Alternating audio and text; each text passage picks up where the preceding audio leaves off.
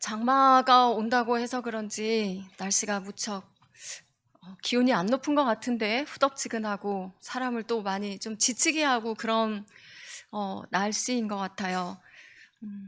좀 피곤하시지만 우리 마음을 또 모아서 하나님 앞에 말씀을 들으며 나아가도록 하겠습니다.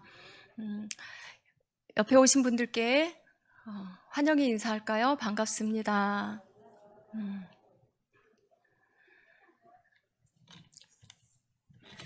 오늘 우리는 읽은 본문을요, 처음부터 쭉 그냥 볼 거예요. 쭉 보면서 큰 구원을 이루신 예수님에 대해서 히브리서 저자가 말하고 싶어 하는 것을 보면서 우리가 예수님에 대해서 조금 더 알아가기를 원합니다. 제가 지난번에 그 새벽 예배 때 2장 1절부터 4절까지를 보았었습니다. 잠시 오늘 말씀을 연결하기 위하여서 잠시 한 번 더 보도록 하겠습니다. 2장 1절은 그러므로 우리는 들은 것에 더욱 유념함으로 라고 시작을 해요. 들은 것은 뭐냐면 바로 복음입니다. 우리가 들은 것은 예수 그리스도예요. 그러므로 라고 시작하면서 1장의 전체 내용을 지금 받고 있는 것을 볼 수 있어요. 히브리서 기자는 1장 1절부터 예수님에 대해서 말씀을 합니다. 옛적의 선지자들을 통하여서 하나님께서 계시를 하셨는데 하나님은 구약의 선지자들을 그 시대마다 여러 상황에 따라서 그때그때 여러 부분 여러 모양으로 계시를 주셨다라고 합니다. 그러나 이 모든 날 마지막에는 아들을 통하여 우리에게 말씀하셨으니 라고 하시면서 이 모든 날 마지막, 더 이상 이제 그 구원의 이야기가 더 이상 우리가 기다릴 것도 없고 진행될 것도 없다는 거예요. 예수 그리스도를 통해서 이 계시는 완성이 되었고 아들을 통해서 그 구원의 복음을, 완전한 복음을 우리에게 말씀을 하셨다라는 겁니다. 이 아들은 만유의 상속자이시고요, 그리고 만유를 지으신 분이시라고 이렇게 말합니다. 로마서 11장 36절 우리가 처음이지만 한번 잠깐 펴서 읽어보겠습니다. 로마서 11장 36절.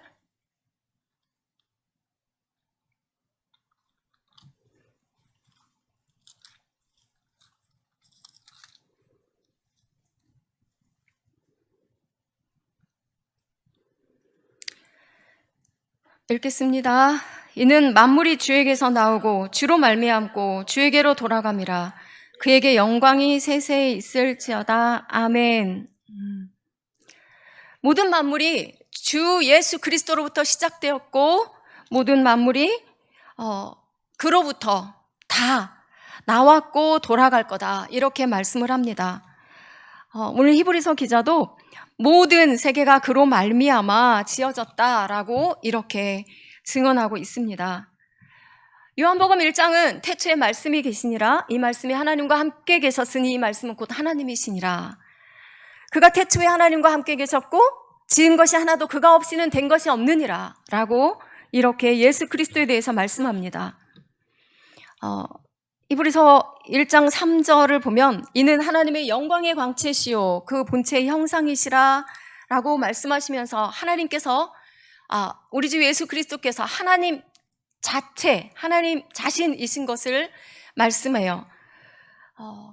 하나님의 영광의 빛은 너무너무 강렬해서요, 그 빛 앞에 죄인된 그 누구도 살아남을 사람이 없습니다. 그래서 우리 주 예수 그리스도를 통하여서 그 하나님의 영광의 빛 안에 우리가 들어갈 수 있습니다. 하나님의 영광의 광채이시라고 예수 그리스도를 말씀합니다. 예수님은 하나님의 본체이십니다. 하나님의 형상 그 자체이세요. 아버지와 나는 하나다라고 말씀하세요. 빌립이 예수님께 주여, 선생님, 우리에게 아버지를 보여주십시오 라고 말했을 때 예수님께서 말씀하십니다. 너는 나와 그렇게 오래 있었으면서도 아버지를 보여달라 하느냐? 나를 본 자는 아버지를 보았느니라 라고 말씀을 하십니다. 우리 주 예수 그리스도는 하나님의 형상 그 자체이십니다. 우리 주님은 그 능력의 말씀으로 당신이 지으신 이 세상을 보존하시고 다스리십니다. 만물을 붙들고 계시는 우리 주님이시죠. 죄를 정결하게 하시고 그리고 하나님 보좌 우편에 계신 분이십니다. 이 이야기를 히브리서 기자가 지금 왜 시작하고 있냐면 예수 그리스도는 모세보다, 모든 천사보다, 그리고 대제사장보다 비할 데 없이 무한대로 그들보다 높으신 분이고 완전하신 분이신 것을 말하고 싶어 해요. 당시 이스라엘 백성들은요, 모세를, 그리고 천사를, 그리고 대제사장을 굉장히 흠모했습니다. 오직 예수 그리스도 한 분으로 만족하고 예수님을 바라보면 좋을 텐데 예수님 아닌 다른 것들에 마음을 많이 두고 있었어요. 그래서 이제 히브리서 기자는 뒤로 가면서 계속해서 천사들, 그리고 모세에 대해서, 그리고 대제사장에 대해서 계속 얘기하면서 예수님이 그들보다 얼마나 뛰어나시고 우월하신 분이신가, 감히 그들을 예수님과 비교할 수 없는 분이신 것을 말하고 싶어 합니다. 그리고 이제 4절부터 1장 4절부터는 천사들에 대해서 얘기하고 그리고 결론적으로 천사들은 섬기는 영으로 우리를 섬기라고 보낸 자들이다 라고 이렇게 말하면서, 그러므로 들은 것에 너희는 더욱 유념해서 너희가 흘러 떠내려가지 않게 하는 것이 마땅하다 이렇게 얘기합니다. 모세의 율법을 통하여서도 하나님은 천사를 통해서 주신 모세의 율법을 통하여서도 하나님은 분명하게 그들의 범죄함과 순종하지 아니함에 대해서 공정하게 심판을 하셨다. 그런데 너희가 이렇게 큰 구원을 이루신 예수 그리스도를 소홀히 여기고 예수 그리스도의 복음을 멸시하면 너희가 마땅히 그 복음을 받지 않겠느냐라고 합니다. 예수 그리스도에 대해서 하나님도 여러 표적들과 기사들과 그리고 하나님이 세우신 여러 사람들을 통하여서 예수 그리스도를 증언하고 계신다라고 이렇게 2장 4절까지 말씀합니다. 그리고 오늘 우리는 2장 5절부터 18절까지 읽었습니다.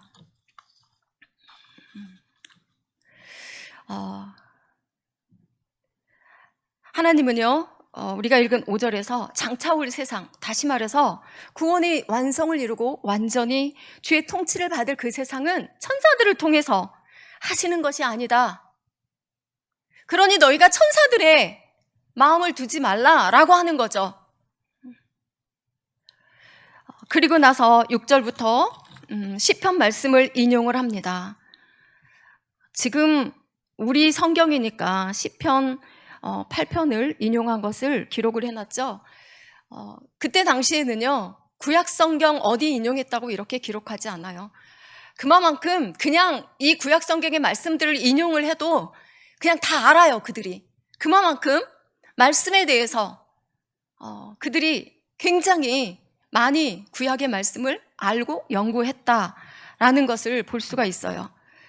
시편 말씀을 인용을 해서 그를 잠시 동안 천사보다 못하게 하셨다라고 합니다. 하나님께서 사람을 사랑하심으로 그들을 죄로부터 건져내시기 위하셔서 잠시 동안 아들 예수 그리스도를 천사보다 못하게 하셨다고 합니다. 예수님은 분명히 천지 만물을 창조하신 분이고 하나님의 본체이시고 영광의 광채이신 분이십니다. 그럼에도 불구하고 잠시 동안 천사보다 못한 존재로 나타나셨다라는 것인데, 그것은 오로지 죄에 빠진 인간들을 구원하시기 위한 것입니다. 하지만 주님은 그로 인해서 더 영광스럽게 되셨고요, 더 존귀한 관을 쓰신 분이 되었다고 히브리서 기자는 말합니다. 그리고 만물이 그 발 아래 복종하게 되었다고 하죠. 만물로 그에게 복종하게 하셨은즉 복종하지 않은 것이 하나도 없어야 하겠으나 라고 말합니다. 모든 만물이 그에게 복종을 해야 되는 건 마땅합니다. 그런데 복종하지 않은 것이 하나도 없어야 될 줄 아나 지금 우리가 모든 만물이 아직 그에게 복종하지 않는 것을 본다라고 합니다. 맞아요. 심지어는 그리스도인들조차도 정말 오직 주 예수 그리스도께 완전히 복종하고 다스림 받기를 원하는 그 마음으로 정말 살아가고 있을까 싶습니다. 중간에 이런 말씀을 드려서 좀 그렇지만 저는 요즘에 그런 생각을 참 많이 했어요. 사람의 지식이 정말 뛰어나죠. 첨단 시대를 우리가 살고 있어요. 과학이 엄청나게 발달했습니다. 의술이 엄청나게 발달을 했어요. 그런데도 코로나19 백신이나 치료제는 까마득해 보여요. 하나님이 허락해 주십시오. 하나님이 허락해 주시면 하나님이 지혜를 주시는 그 사람들을 통해서 이것이 이루어질 수 있을 거라고 믿습니다. 그런데도 지금 한국 교회는요, 서울에 있는 교회들은 정말 많은 부분에서 예배가 너무나 많이 달라져 있어요. 젊은이들은요, 당연히 그냥 교회 안 나가고 집에서 온라인 예배 드리는 거 당연하다 생각해요. 그리고 서울에 있는 큰 교회들은 많은 예배들을 폐했습니다. 그동안에 많이 모이고 늘 예배로 나왔던 그 예배의 부분들을요, 예배의 시간들을 그냥 다 폐했어요. 정말 안타깝고 마음이 아파요. 그럼에도 불구하고 만물을 다스리시는 하나님 앞에 정말 가슴을 치며 회개하며 눈물 뿌려서 기도하려고 하는 그 모습들은 별로 보이지 않는 것 같아요. 그냥 걱정해요. 그냥 빨리 치료제가 나오고 백신이 나와야 할 텐데, 빨리 코로나19가 끝나야 할 텐데.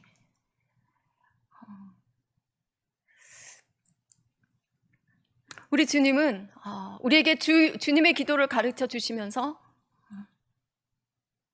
주의 나라가 임하시오며 라고 가르쳐 주세요. 주의 나라가 임하시는 것은 내 안에 주님의 나라, 주님이 완전히 통치하실 그 나라를 내 안에 이루어 주시기를, 우리 안에 이루어 주시기를, 그것을 우리의 삶을 통해서, 우리가 예수 그리스도를 온전히 따라가는 그 삶을 통해서 이루시기를 원하는 그 기도를 하라는 겁니다. 그런데 정말 우리가 그 기도를 하고 있느냐라는 거예요. 오늘 본문은 만물이 아직 그에게 복종하고 있는 것을 우리가 못 본다, 보지 못하고 있다라고 해요. 아직이라고 합니다. 그러나 언젠가는 이것이 다 성취될 거라고요. 모든 만물이 주 앞에 복종할 그날이 올 거라고 아직이라고 표현을 해요. 그러나 그럼에도 불구하고 우리는 그를 본다라고 합니다.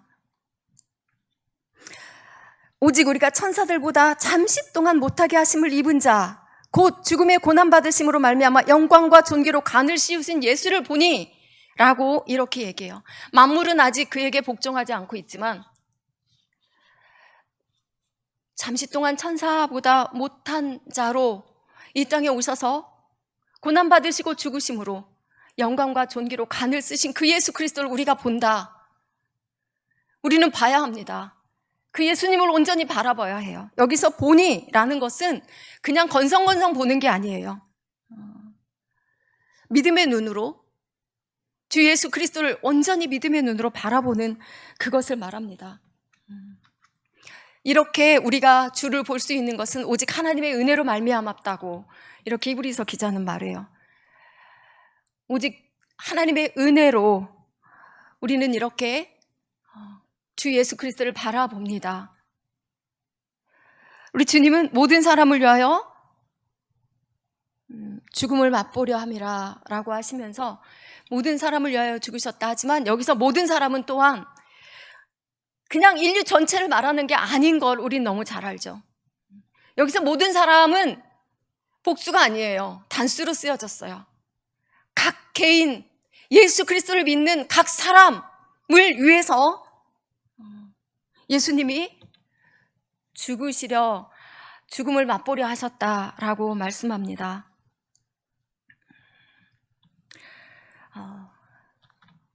그 다음 말씀을 우리가 함께 보겠습니다. 10절을 함께 읽어보겠습니다. 시작. 그러므로 그를 위하고 또한 그로 말미암은 이가 나는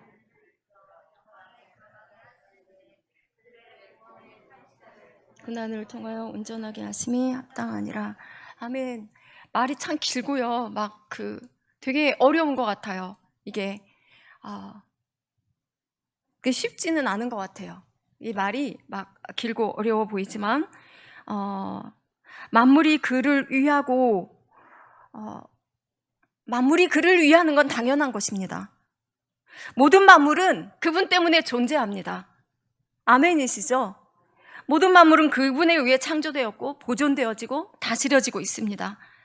죄 때문에 고통 중에 죽어야 했던 모든 피조물은 그리스도를 통해서 다시 살아나서 생동하고요.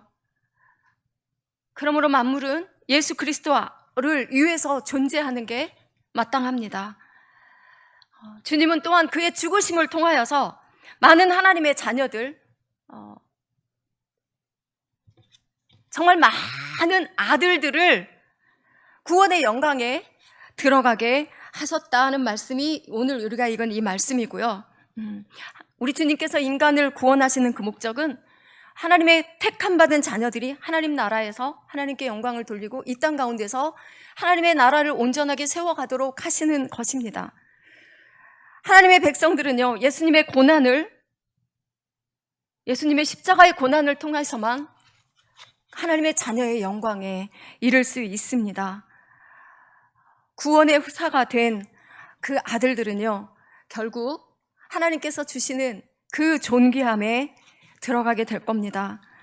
그러므로 모든 무릎이 예수의 이름에 그 앞에 꿇어지는 것은 당연한 것입니다. 히브리서 기자는 오늘 이 말씀에서 예수 그리스도를 구원의 창시자라고 표현해요. 구원의 창시자는 헬라어로 아르케곤이라고 한답니다. 저도 잘 모릅니다, 헬라어는. 하지만 그렇게 되어 있어요. 개척자이고 맨 먼저 시작하는 자라는 뜻인데, 우리 주님은요, 구원의 시작이시고 끝이신 분이십니다. 우리 주님은 알파이시고 오메가이신 분이세요. 우리 주님은 처음부터 죄에 빠진 인간들을 구원하시는 그 계획을 갖고 시작하셨고, 그리고 구약의 모든 예언된 것들을 완성하셨어요. 그리고 구원의 길을 여셨고요, 이루셨습니다. 이 구원의 창시자이신 예수 그리스도는요, 고난을 통해서 온전하게 하심이 합당하도다라고 오늘 성경이 말합니다. 이 말씀을 우리가 잘못 받으면 안 됩니다. 예수님은 원래 온전하지 못하신 분인데 고난을 통해서 온전해지셨다, 이 말이 아니에요. 우리가 인정하듯이 예수님은 하나님이시고요, 처음부터 완전하신 분이십니다. 그러나 우리 주님은 인간과 똑같은 고난을 받으심으로써 인간을 구원시키기에, 인간의 몸을 입고 오심으로 해서 인간을 구원시키기에 조금도 부족함이 없는 그런 조건을 다 구비하신 분이다라는 의미입니다. 우리 주 예수 그리스도는 영원한 대제사장이세요. 하나님을 구원할 그 구원 계획과 목적을 충분히 이루실 수 있는 분이시고 또 그렇게 이루셨어요. 우리 주님은 십자가의 고난을 통해서 그것을 완성하셨습니다. 오늘 말씀의 11절부터는요, 이렇게 십자가의 고난으로 당신의 백성들에게 구원을 주신 그 놀라운 은혜를 우리에게 부어주셨고, 또 우리 주님은 정말 더럽고 추하고 우리 주 예수 그리스도가 아니면 영원히 죽을 수밖에 없는 우리들을 형제라고 부르신다라는 겁니다.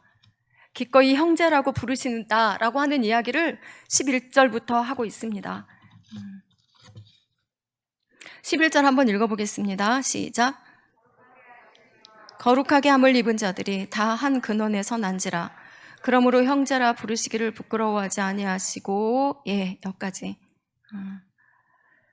예수님은 우리를 구원하신 대제사장이십니다. 자신의 피로 그리스도인들을 자기 백성 삼으시고 거룩하게 하실 뿐만 아니라 온전하게 하셨죠. 히브리서 10장, 여기 같은 히브리서니까 한번 찾아보겠습니다. 10장 14절.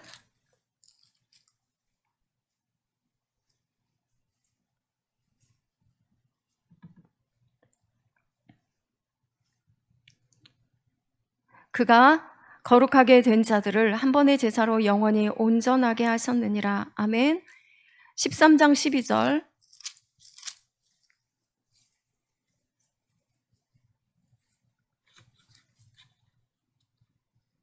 시작. 그러므로 예수도 자기 피로써 백성을 거룩하게 하려고 성문 밖에서 고난을 받으셨느니라. 아멘. 성도는요, 그리스도의 몸이 단번에 드려짐으로써 거룩하게 된 사람들입니다. 그리스도인들은 예수 그리스도를 통하여서 진리로 거룩하게 함을 입은 자들입니다. 우리는 성도라고 부르는 사람들이고, 우리 주 예수 그리스도께서 성도 된 우리들을 위하여서 단번에 십자가에서 죽으셨고, 단번에 지성소 안으로 들어가셔서 대제사장으로서 우리를 거룩하게 하신 분이라고 말씀합니다. 히브리서 10장 10절은요, 하나님의 뜻을 따라서 예수 그리스도의 몸을 단번에 들이심으로 말미암아 우리가 거룩함을 입었느니라 라고 말씀하세요. 거룩하게 하신 이는 하나님의 하나밖에 없는 아들이시고요, 거룩하게 함을 입은 자들은 바로 우리들 아들들입니다. 이렇게 표현했지만 사실 거룩하게 하신 예수님과 거룩함을 입은 자들은 감히 비교할 수 없는 그런 관계입니다. 그럼에도 불구하고요, 오늘 본문은 그러므로 형제라 부르시기를 부끄러워하지 아니하시고 라고 하시면서 이제 쭉 우리 주님께서 어떻게 성경에서 형제라 부르시는 것을 이렇게 증거하는가라는 것을 보여주시면서 다 한 근원에서 났다라고 말씀하세요. 한 근원은 어디일까요? 한 근원은 예수 그리스도와 거룩하게 하신 자와 거룩하게 함을 입은 자가 다 한 근원에서 났다 하는데, 한 근원이 어디일까요? 네, 생각하시는 대로 하나님 아버지이십니다. 그리스도와 그리스도인들 사이에는 분명히 엄청난 질적인 차이가 있는 건 분명합니다. 그럼에도 공통된 근원을 가지고 있다. 그리고 예수 그리스도와 연합되어 있다라고 그렇게 말씀하고 있습니다. 아들인 그리스도와 아들들인 그리스도인들은 우리 주 예수 그리스도 하나밖에 없는 그 독생자 예수 그리스도의 구속사역을 통하여서 모든 인간을, 그를 믿는 모든 인간을 하나님께서 자녀 삼아 주시고요, 그리고 하나님의 그 은혜에 뿌리를 둔 가족관계인 것을 말씀하세요. 이것이 믿어지세요? 우리는 하나님 아버지와 그리고 우리를 기꺼이 형제라고 부르시는 예수 그리스도, 우리를 구원하신 예수 그리스도와 그리고 하나님의 자녀, 아들들이 되어서 그 영적인 가족 관계를 이루고 있는 것을 말씀하십니다.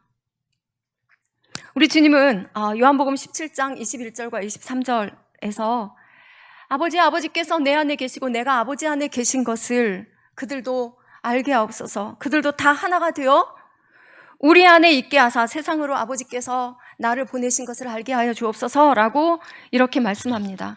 히브리서 1장 6절은요, 예수님을 맏아들로 표현합니다. 공관복음에서는 마태, 마가, 누가복음에서 다 나와요. 예수님의 어머니와 형제들이 예수님께 왔어요. 사람들이 많아서 그 앞에 갈 수 없을 때 누군가가 와서 예수님께 말을 전해 드립니다. 선생님의 어머니와 형제들이 왔습니다 라고 했을 때 예수님께서 제자들을 가리키시면서 말씀하세요. 내 형제는 하나님의 뜻을 따르는 사람들, 여기 있는 이 사람들이 바로 내 형제다라고 말씀하십니다. 요한복음 20장 17절에서 부활하신 예수님이 막달라 마리아에게 이렇게 말씀하세요. 너는 내 형제들에게 가서 내 아버지, 곧 너희 아버지, 내 하나님, 곧 너희 하나님께로 내가 올라간다라고 전하라고 그렇게 말씀하십니다. 내 형제들이라고 부활하신 예수님은 분명하게 말씀하시면서 내 하나님, 내 아버지, 너희 아버지라고 이렇게 표현을 하고 계십니다. 오늘 여기 12절부터 시편 22편을 인용하여 말씀하고 있어요. 시편 22편은 고난받는 종 메시아 시편이라고 합니다. 그 시편에서 이미 내가 주의 이름을 내 형제들에게 선포하고 내가 주를 교회 중에서 찬송하리라 라고 하시면서 여기서 내가는 바로 예수 그리스도이신 것을 말씀하고 있습니다. 이 시편 22편 말씀은요, 그리스도와 그리스도인이 그 관계가 형제 관계인 것을 증거하고 있습니다. 내가 그를 의지하리라 라고 13절에서 말씀하고 있는데, 이건 이사야 18장을 인용했죠.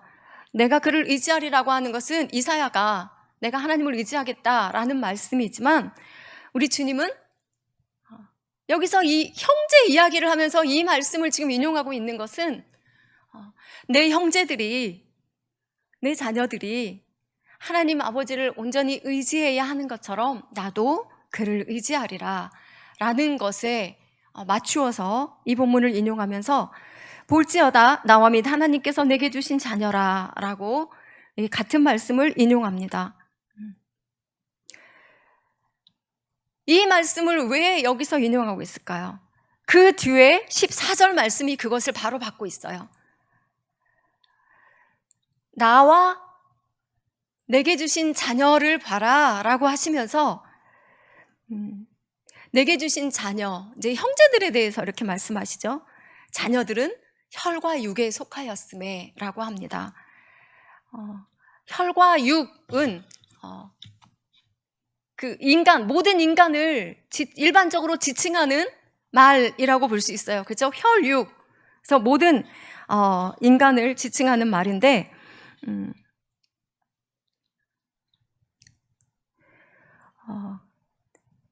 예수님께서 그도 또한 같은 모양으로 혈과 육을 함께 지니셨다라고 얘기하세요. 예수님께서 성육신하셔서 인간과 같은 모양으로 이 땅에 오셔서 죽음을 통하여서 그 죽음의 세력을 잡은 자 마귀를 멸하셨다라고 말씀하고 있는 겁니다. 예수님은 하나님이시지만요, 사람과 같은 모양으로 스스로 인성을 취하시고 낮아지신 분이십니다. 예수님은 인간의 신체적인 모든 요소들을 다 갖고 계세요. 정신적인 요소들, 영적인 요소들 다 갖고 계세요. 그러므로 우리 예수님은 친히 형제들과 같은 모습을 가지셨어요. 예수님은 구원을 위해서 스스로 낮아지신 가장 겸손하신 분이십니다. 예수님은 참 하나님이심과 동시에 참 인간의 모습으로 오셨습니다. 주님이 이렇게 하신 것은요, 죽음을 통하여서 죽음의 세력을 잡은 자 마귀를 완전히 멸하시려고 그렇게 하셨다라고 합니다. 디모데후서 1장 10절은 사망을 패하시고 복음으로써 생명과 썩지 아니할 것을 드러내신 분이라고 예수 그리스도에 대해서 말합니다. 그 사망의 권세를 잡은 자 마귀는요, 예수 그리스도 때문에 하나님의 자녀들에 대해서 절대 효력을 발생할 수 없습니다. 죽음의 세력을 가졌던 마귀는요, 사망의 권세를 가졌던 마귀는 예수 그리스도 때문에 성도라는 이름을 가진 사람들 앞에서 무기력합니다. 이것은 진리입니다. 성육신하신 하나님의 아들 예수 그리스도 그분의 죽음으로 말미암아서 원래도 이 사망은, 죽음은요, 원래도 마귀의 것은 아니에요. 모든 생사 화복이 하나님께 있어요. 그러나 아담이 범죄함으로, 아담을 범죄하게 함으로 그 사망의 권세를 마귀가 갖고 있었던 겁니다. 그러므로 한평생 죄의 종로로 타는 자들을 우리 주님은 해방시켜 주셨습니다. 로마서 8장 15절은 너희는 다시 무서워하는 종의 영을 받지 아니하고 양자의 영을 받았으므로 우리가 아빠 아버지라고 부르짖느니라 라고 말씀합니다. 그리고 16절 우리가 함께 보도록 하겠습니다. 16절 시작. 이는 확실히 천사들을 붙들어 주려 하심이 아니요 오직 아브라함의 자손을 붙들어. 이 말씀을 지금 왜 하시고 계시냐면요, 예수님께서 구원하시려는 구원하려는 존재가 천사가 아니라는 거예요. 분명하게 사람들을, 아브라함의 자손, 이건 영적인 자손들을 얘기하죠. 천사가 아니라 영적인 자손들, 아브라함의 자손들을 붙들어 주려, 그들을 구원하려고 예수님이 그 일을 행하셨다. 그러므로 범사의 형제들과 같이 되심이 마땅하도다 라고 말씀합니다. 범사의 형제들과 같이 되심이 마땅하다라는 것은요, 그리스도는 사람으로서 이 땅에 오셔야만 그 죽음의 일을 하실 수 있다는 겁니다. 우리 주님은 사람의 형상을 입고 오셔서 사람들의 상황, 사람들의 순환, 슬픔, 유혹, 고난, 이 모든 것들을 다 체휼하신 분이세요. 사람으로 와야만, 사람의 모습으로 와야만 사람의 죄를 다 씻을 수 있는 분이시기 때문에 형제들과 같은 모습으로 이 땅에 오셨다라는 겁니다. 그렇다 할지라도 주님은요, 분명히 그 형제들과는 다른 분이세요. 첫 번째, 우리 주님이 그 형제들과 다르신 것은 그 출생이 다르세요. 인간과 같이 태어나지 않으셨어요. 성령 안에서, 성령으로 동정녀 마리아에게서, 동정녀에게서 태어나신 분이 바로 예수님입니다.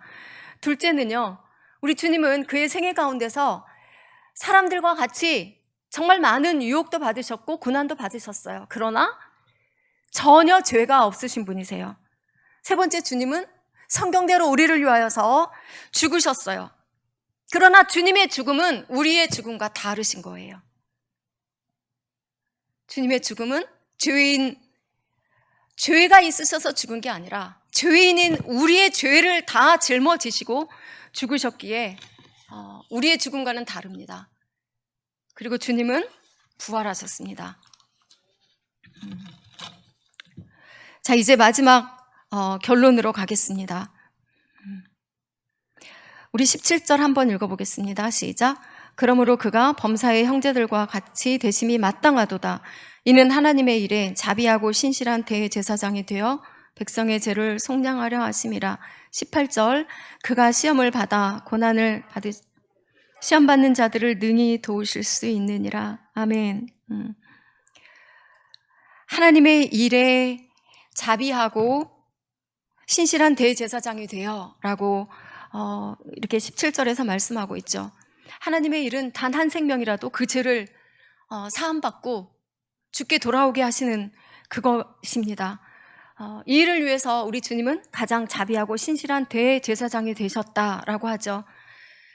대제사장은요, 하나님의 언약 백성 그 사이에서 중보적 역할을 하는 사람들이 대제사장이에요.